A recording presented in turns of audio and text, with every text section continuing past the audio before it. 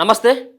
నిన్న అసెంబ్లీలో ప్రతిపక్షమైనటువంటి BRS party, అధికార కాంగ్రెస్ పార్టీ మధ్యలో దరిదాపుగా 9-10 గంటల పాటు పెద్ద ఎత్తున ఒక చర్చ నడిచింది. సో ముఖ్యంగా పీసీ ఘోష్ ఇచ్చినటువంటి కమిషన్ ఏదైతే ఆ రిపోర్ట్ ఇచ్చిందో, ఆ రిపోర్ట్ ఆధారంగా నిన్న అసెంబ్లీలో ముఖ్యమంత్రి రేవంత్ రెడ్డి అలాగే హరీష్ రావు సో ఇద్దరి మధ్యలో వాదోపవాదాలు జరిగినాయి. సో ముఖ్యంగా కాళేశ్వరం ప్రాజెక్టులో జరిగినటువంటి కుంభకోణం వెనకాల హరీష్ రావు కానీ కేసీఆర్ కానీ 1,00,000 కోట్ల అవినీతి చేసిను అనేది కాంగ్రెస్ పార్టీ వాదన. దాంట్లో మేము నిబంధనలకు అనుగుణంగానే పనిచేసినామనేది బీఆర్ఎస్ పార్టీ వాదన, అలాగే హరీష్ రావు వాదన సైతం.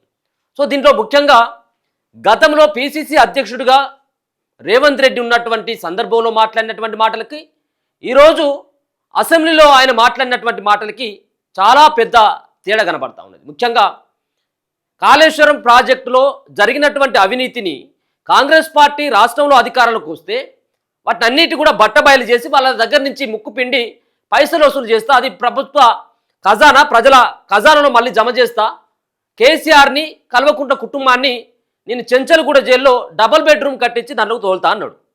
కానీ చిట్ట చివరికి చూస్తే మొన్ననేమో ఆల్రెడీ అంతకంటే ఎక్కువనే పనిష్మెంట్ అయిపోయింది.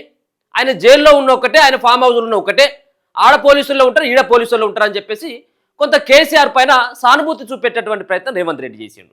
దాని తర్వాత ఇప్పుడు అరెస్ట్ చేసేటువంటి అవకాశం ఉన్న దరిదాపుగా సంవత్సరం పాటు పీసీ ఘోష్ ఆ నివేదిక ఏదైతే ఉందో పూర్తి స్థాయిలో అధికారులని, ఇంజనీర్లని, కేసీఆర్ని, హరీష్ రావుని ఎంక్వైరీ చేసిన తర్వాత ఇచ్చినటువంటి రిపోర్టు 665 పేజీలలో.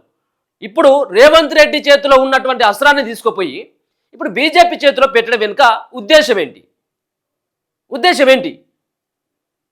ఆయన నిన్న అసెంబ్లీ సాక్షిగా పెద్ద గొంతెత్తుకొని 1కి 4 సార్లు ఈ యొక్క కాళేశ్వరం రిపోర్ట్ ఏదైతే ఉన్నదో, పీసీ ఘోష్ కమిషన్ ఇచ్చినటువంటి నివేదిక ఏదైతే ఉందో దాని ఆధారంగా ఈ కేసును అంతా కూడా సిబిఐకి అప్పగిస్తానని.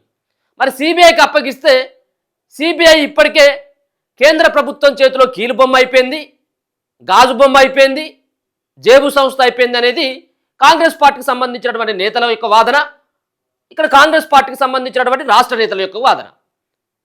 సో మరి ఇప్పుడు మళ్ళీ తీసుకుపోయి ఇప్పుడు బద్ధశత్రువులే కదా బీజేపీ పార్టీ, కాంగ్రెస్ పార్టీ బద్ధశత్రువులే కదా.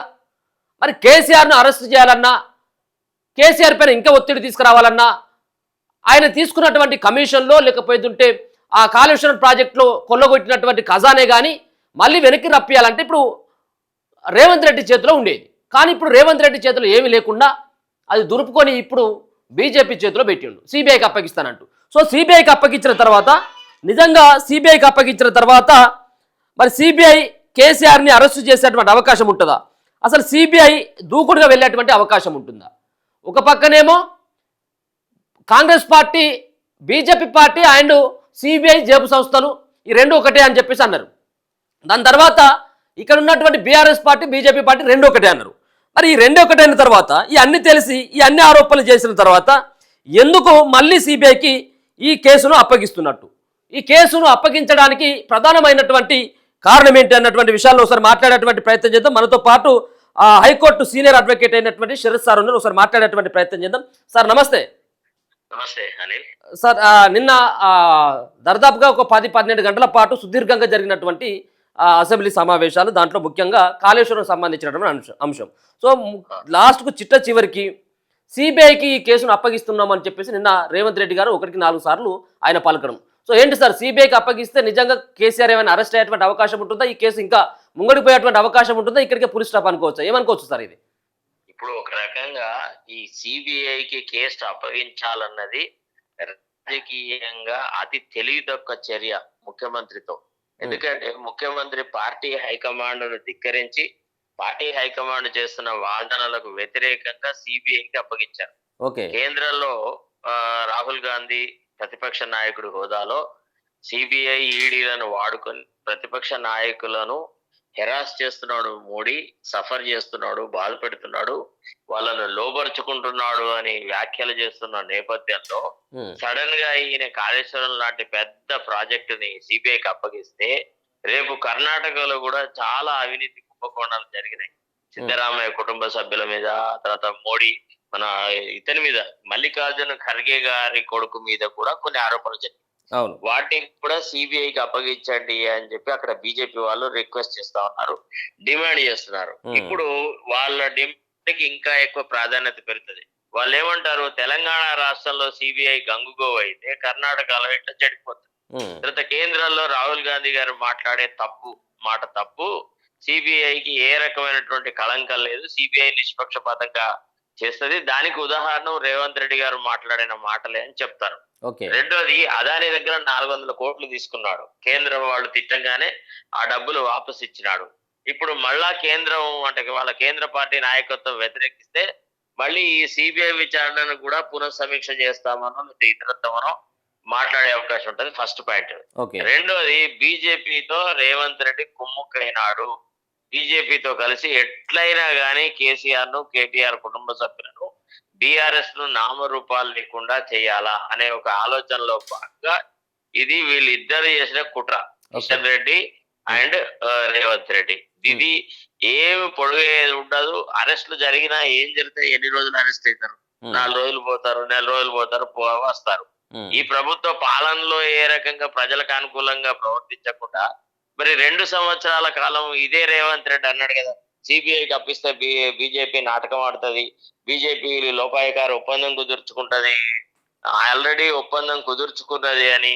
తర్వాత బీజేపీకి అనుకూలంగా ఆయన ఓట్లన్నీ వేయించినాడు. బీఆర్ఎస్ ఒక్క సీటు కూడా గెలుచుకోలేదు లోక్సభ ఎన్నికల్లో. వాళ్ళిద్దరి మధ్య లోపాయకార ఒప్పందం ఉంది అని అన్నాడు కదా. మరి లోపాయకార ఒప్పందం ఉంది అని ఆయన చేస్తున్న వాదనలు ఎక్కడ? ఇప్పుడు ఈ రకంగా కాళేశ్వరం ప్రాజెక్టు విషయాన్ని సిబిఐకి అప్పగించారు. అంటే పొంతన లేని మాటలు మాట్లాడడంలో రేవంత్ రెడ్డి ప్రతీతి. ఇది ఒక రకంగా రాజకీయ కక్ష సాధింపు చర్య తప్ప ఇతర కాదు. 2 సంవత్సరాల కాలం ఎందుకు వృధా చేసినాడు? బీసీ ఘోష్ కమిషన్ మీద ఎంత ఖర్చు అయింది, ఎన్ని లక్షలు ఖర్చు అయింది, ఎన్ని కోట్లు ఖర్చు అయింది. మరి ఈ తతంగం అంతా ఎందుకు చేసినాడు? రాగానే ఇమీడియట్ గా చేస్తే అయిపోయింది కదా. అసలు కాళేశ్వరం ప్రాజెక్ట్ మీద ఉన్న ఆరోపణలు ఏంటి? అవినీతి ఆరోపణలు. కొంతమంది డబ్బులు బుక్కినారు, రాష్ట్ర సంపదను కొల్లగొట్టినారని అవినీతికి సంబంధించిన ఆరోపణలను ఎవరైనా క్రిమినల్ ఇన్వెస్టిగేషన్ ఇస్తారు, సిబిఐకో, సిఐడికో లేకపోతే ఏసీబీకో ఇస్తారు. కానీ ఎవడైనా జ్యుడిషియల్ కమిషన్ అపాయింట్ చేస్తాడా? ఇది అంతా ఒక థర్డ్ క్లాస్ రాజకీయం చేసినాడు. దీని పర్యవసానం రేవంత్ రెడ్డి మీదనే ఉంటది తప్ప ఇతరుల మీద ఏముండదు. కేసీఆర్, కేటీఆర్ వాళ్ళ మీద కూడా ఈయన ఏం చర్యలు తీసుకుంటే ఏమంటున్నారు, ఎంతసేపు తమిడిగడ్డ నుంచి మేడిగడ్డకు మార్చున్నారు. అది విధానపరమైన నిర్ణయం. ఇక్కడ ఇంత చోట ఇన్ని రకాల డబ్బులు దుర్వినియోగం అయింది అని పీసీ ఘోష్ కమిషన్ లో ఎక్కడా లేదు. విధానపరమైన నిర్ణయాల్లో కూడా స్వతంత్ర నుంచి నిర్ణయాలు తీసుకున్నాడు. తమిళహట్టి నుంచి మేడిగడ్డకు మార్చడం అనేది కేసీఆర్ యొక్క సొంత నిర్ణయం. దానికి క్యాబినెట్ అప్రూవల్ లేదు. అది ఇవన్నీ అఫీషియల్ యాక్సెస్. దీంట్లో క్రిమినాలిటీ ఏముండదు. ఏం క్రైమ్ బుక్ అయినా అది పెద్ద పొసిగేది కాదు, ఒరిగేది కాదు. తర్వాత మాజీ ముఖ్యమంత్రి వయస్సు రీత్యా, ఆరోగ్య రీత్యా ఆయన 4 రోజులు జైలుకు పోయినా 10 రోజులకో 15 రోజులకో జైలు నుంచి బయటకు వస్తారు. ఇవాళ ఎంతో మంది ముఖ్యమంత్రి హోదాలో ఉండే జైలుకు పోయి వచ్చిన ఉన్నారు. రేవంత్ రెడ్డి ఆల్రెడీ జైలుకు పోయి వచ్చినాడు. ఇందులో జైలుకు పోని వాడేవాడు కాబట్టి ఇవాళ రేపు జైలుకు పోయి రావడం ఫ్యాషన్. అక్కడ పోయి వస్తే ఇంకా గొప్పగా వాళ్ళు వాళ్ళ ఉద్యమాలను కొనసాగిస్తారు. సార్, ఒక మాట, వాళ్ళు గతం నుంచి ఇప్పటికి కూడా కాంగ్రెస్ పార్టీకి సంబంధించిన నాయకుల యొక్క వాదన బీఆర్ఎస్ అండ్ బీజేపీ పార్టీ రెండు ఒకటే అని చెప్పేసి కూడా వాళ్ళు వాదించినటువంటివి ఉన్నాయి. అట్లాంటిది బీజేపీ పార్టీ అప్పుడు ఈ దశలో ఇప్పుడు ఈ నిర్ణయాన్ని ఎట్లా సమర్థించుకుంటారు చెప్పండి? ఇప్పుడు ఎవరితో కుమ్ముక్కైనారు? మరి నిజంగా బీజేపీ గుత్తాధిపత్య సంస్థ సిబిఐ అయితే సిబిఐకి అప్పగించమని నిర్ణయం రేవంత్ రెడ్డి ఎట్లా చేస్తాడు? రేవంత్ రెడ్డిలో ఉన్న ఆర్ఎస్ఎస్ భావజాలము, బీజేపీ భావజాలము, బీజేపీ అనుకూల వైఖరి యొక్క కారణంతో కిషన్ రెడ్డి ప్రోద్బలంతో ఈ నిర్ణయం తీసుకున్నాడు. ఇప్పుడు ఇవాళ కాంగ్రెస్ మంత్రులు అందరు అన్నారు కదండి, అదే ఉత్తమ్ కుమార్ రెడ్డి, జానారెడ్డి, ఆ రెడ్డి, ఈ రెడ్డి అందరు అన్నారు కదా సిబిఐ అనేది గుత్తాధిపత్య సంస్థ అని. అంతేందుకు ఫైనాన్స్ మినిస్టర్ బట్టి విక్రమార్క కూడా అన్నాడు కదా, సిబిఐకి అప్పగిస్తే బీజేపీ వాళ్ళు నాటకాలు ఆడుతుంది, బీజేపీ వాళ్ళు కేసీఆర్ తో లొంగ తీసుకుంటారు, వాళ్ళిద్దరు కుమ్ముక్క అవుతారు, ఇది అన్నారు కదా. మరి ఇప్పుడు ఆయన ఏం సమాధానం చెప్తాడు? అంటే ఇదంతా సార్, అంటే ఇప్పుడు కేబినెట్ లో వీళ్ళకు మంత్రులకు కూడా తెలియనటువంటి విధంగానే కేబినెట్ లో చర్చించలేదు, మంత్రులకు తెలియదు, ఎవ్వరికి తెలియదు. ఇది ఏకపక్ష నిర్ణయం. ఈయన తీసుకొని మోడీ అండదండలతో లోపాయకారి ఒప్పందం కుదుర్చుకొని ఒక రాష్ట్రంలో ప్రతిపక్షం లేకుండా చేయాలన్న కుట్రలో భాగంగా ఈ నిర్ణయం జరిగింది. సార్ ఒక్క చిన్న విషయం సార్, నిన్న ఇంత పెద్ద ఎత్తున కూడా ఈ కాళేశ్వరం సంబంధించినటువంటి పీసీ ఘోష్ కమిషన్ పైన ఇచ్చినటువంటి రిపోర్ట్ పైన డిస్కషన్ అవుతూ ఉంటే, సో నిన్న ముఖ్యమంత్రి గారు కేరళకి వెళ్ళడం జరిగింది. దాదాపుగా ఒక 4-5 గంటల పాటు కూడా బ్రేక్ ఇవ్వడం జరిగింది. సో అటువంటి పరిణామం ఎందుకు అదేనండి, వచ్చింది? అదే ముఖ్యమంత్రికి నీ రాష్ట్ర సమస్యల మీద ఉన్న చిత్తశుద్ధికి అది నిదర్శనం. ఒక స్పెషల్ ఫ్లైట్ లో బుక్ రిలీజింగ్ సెరమనీకి పోయినాడు అని అంటే ఇక ఆయన రోమ్ నగరం కాలిపోతుంటే నీరో చక్రవర్తి ఫిడేల్ వాయించాడు అన్నాడు కదా. అవును, మరి ప్రత్యేక సమావేశం మరుసటి రోజు పెట్టేది నిన్ననే పెట్టాల్సిన అవసరం ఉండే. అవును, కేసీ వేణుగోపాల్ ఫంక్షన్ పోయి వచ్చినాకనే ప్రత్యేక రోజు సమావేశం పెట్టేది ఉండే, ఇవాళ రేపు పెట్టేది ఉండే, లేకపోతే రేపు ఎల్లుండి పెట్టేది ఉండే. అవును. అంత నీలమేఘాల మీద ఎందుకు పెట్టినాడు? ఇది అంత సిబిఐకి అప్పగించాలంటే నిర్ణయం లోపాయికారిగా ఆయన ఎప్పుడో గత 3-4 రోజుల క్రితం తీసుకున్నాడు. ఈ విషయం రాహుల్ గాంధీ వరకు పోతే ఆయన సిబిఐకి ఇవ్వద్దు అని ఈయనకు ఆదేశం ఇచ్చే అవకాశం ఉంటది. సో ఆ నిర్ణయం జరగడానికి అవరోధాలు ఏర్పడతాయి. కాబట్టి రాహుల్ గాంధీ కూడా ఒక రకంగా ఇరకాటంలో పెట్టేటువంటి నిర్ణయం తీసుకున్నాడు. ఇప్పుడు ఈయన పైన చర్యలు తీసుకోరా సార్? మరి ఒకవేళ రాహుల్ గాంధీకి తెలియకుండా, అధిష్టానానికి తెలియకుండా ఈయన ఓన్ డిసిజన్ అయినప్పుడు, సో కాంగ్రెస్ పార్టీ అధిష్టానం ఈయన పైన చర్యలు కూడా తీసుకుంటుంది కదా. సో ఆ భయం కూడా ఉంటుంది కదా రేవంత్ ఎట్టి రెడ్డి. పరిస్థితులలో ఈయనను బీహార్ ఎన్నికల తర్వాత మారుస్తారంటే ఈయనను ఉంచే ఉద్దేశంలో పార్టీ అధిష్టాన వర్గం లేదు. Party performance utter flop, government చాలా దరిద్రంగా ఉంది, పేద ప్రజలకు అనుకూలంగా లేదు. ఇతను బీజేపీకి అనుకూలమైన పాలన సాగిస్తున్నాడు, కాంగ్రెస్ రాష్ట్రంలో భూస్థాపితం అవుతుంది అని సామాన్య కార్యకర్తలు గగ్గోలు పెడతా ఉన్నారు. ఇవాళ అందరికీ అర్థమైపోయింది ఏ రాష్ట్రంలో ఉన్న ఏ సమస్యను పరిష్కరించడండి. రాష్ట్రంలో వరద పీడిత ప్రాంతాలలో ప్రజలు ఇంత అల్లల్లాడుతుంటే ఇప్పుడు అసెంబ్లీ సమావేశం యొక్క అవసరం ఏం ఏర్పడ్డది? ప్రభుత్వ యంత్రాంగాన్ని అంతా హైదరాబాద్ కు తెప్పించినాడు కదా. ఇవాళ సహాయ సహకారాలు అందించాల్సిన అధికార యంత్రాంగము రాష్ట్ర శాసనసభ వ్యవహారాలలో నిమగ్నమైంది.